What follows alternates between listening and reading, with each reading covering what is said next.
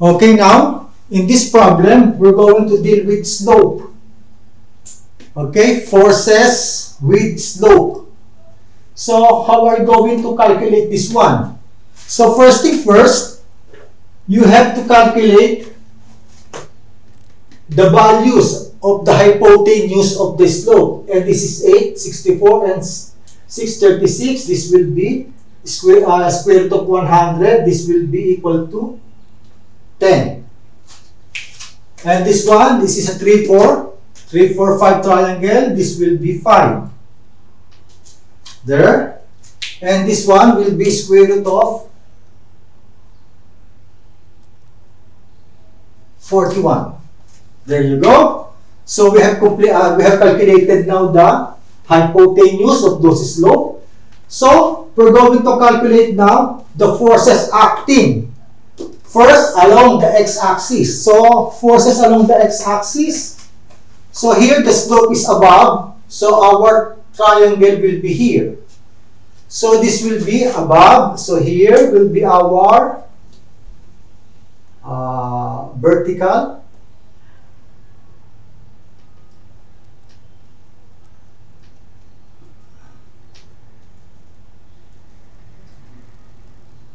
Okay, so this will be our vertical. This will be our y. And this will be our x.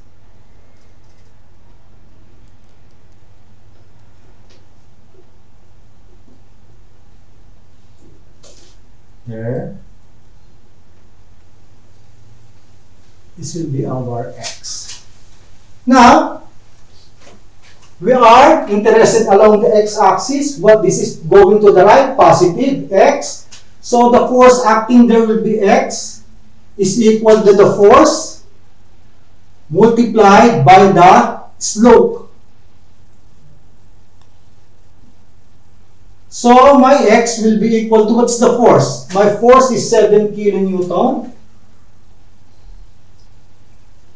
And what will be my slope? My slope will be, since this is horizontal, so the horizontal slope of my slope, I'm going to use the horizontal 8 over the hypotenuse. Always all over the hypotenuse.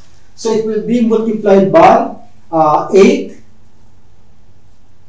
all over the hypotenuse. So that will be my x here. So I'm going to place it here. So it will be 7 kilonewton multiplied by 8 over 10. So what is next? This one. Since the slope is here below, so this will be my x-axis. This will be my x, force along the x-axis. Yeah, there. That will be my x. Going to the right also, that will be positive. And my vertical will be like this. Okay, so this will be negative y. Since it is going down and this is going to the right, this will be positive. So this x will be equal to, my x here will be equal to x is equal to, okay, since I'm going horizontal, horizontal also. 3 over hypotenuse, 3 over 5. So it will be equal to the force multiplied by the slope. So what is my force? 8 kilonewton multiplied by the slope. What will be my slope? 3, since horizontal, horizontal also. 3 over 5 multiplied by 3 over 5. Okay. Since this is positive, okay, positive. So, positive plus, okay, it will be 8 kilonewton multiplied by the slope of 3 over 5. There you go. And on this part, okay, since the slope is here up, so my x will be here, going here. This will be my force along the x. There. There will be my force along the x. And my y will be going down. There you go. So this is going down. This will be negative. Okay, so I'm solving for my x. So here, my x is equal to force multiplied by the slope. So my x is equal to force multiplied by the slope. Again. So it will be, what's my force? My force is 6 kilonewton. 6 kilonewton multiplied by the slope. What will be my slope? Since I'm taking the horizontal or x-axis, horizontal also. So it will be 5 over hypotenuse.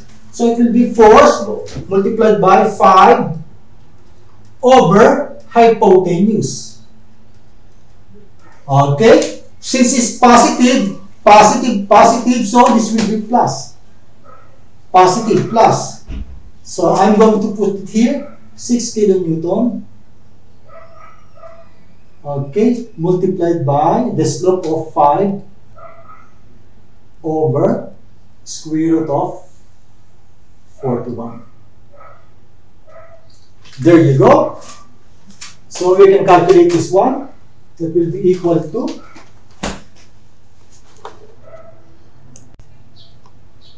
so it turns out to be 15.085 kilonewton. So let's calculate now the forces along the Y. So all up is positive. All going down will be negative. So here, in this quadrant, my Y is going up. That is positive. So remember, your force along the Y is also equal to force multiplied by the slope. Okay? So here, Y, what will be mine? So my Y on this part, for this quadrant, Y is equal to, what is my force? 7 kilonewton. 7 kilonewton multiplied by the slope. What is my slope? So now I'm acting on vertical. So here also vertical. So vertical, 6 all over 10. Always over the hypotenuse. So 6 over 10. So that is my force along the vertical for this part. So I'm going to put it here, rewrite it. It will be 7 kilonewton multiplied by the slope of 6 over 10. Then what next? This particular part. So my vertical is going down. So that will be negative Y, which is equal to force. What is my force? 8 kilonewton. 8 kilonewton multiplied by the slope.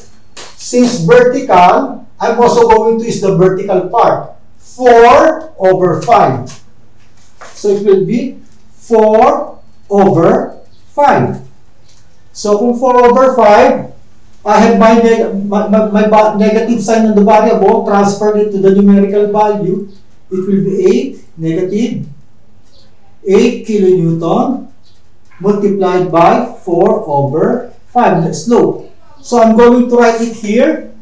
So it will turn out to be, now this is negative 8 kilonewton multiplied by the slope of 4 over 5.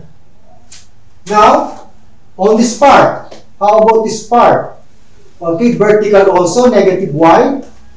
So my negative Y, remember, it is force multiplied by the slope. So what's my force? 6 kilonewton. 6 kilonewton multiplied by my slope. What is my slope? Since I'm vertical also. 4 over square root of 41. 4 over square root of 41. So negative sign in the variable, transfer it to the numerical value. 6 kilonewton. Okay, will be 4 over square root of 41. Yeah, there. Then I'm going to write it here. So this will be negative 6 kilonewton minus 6 kilonewton. Okay, multiplied by slope 4 over square root of 41. There you go. So let's calculate. Okay, so it turns out to be negative 5.948 kilonewton. So that's how you solve this type of problem when you encountered slope, not an angle. So just try to solve many problems similar as this one. Then you will be customized with this type of problem. So you don't need to use this one. You can solve it directly.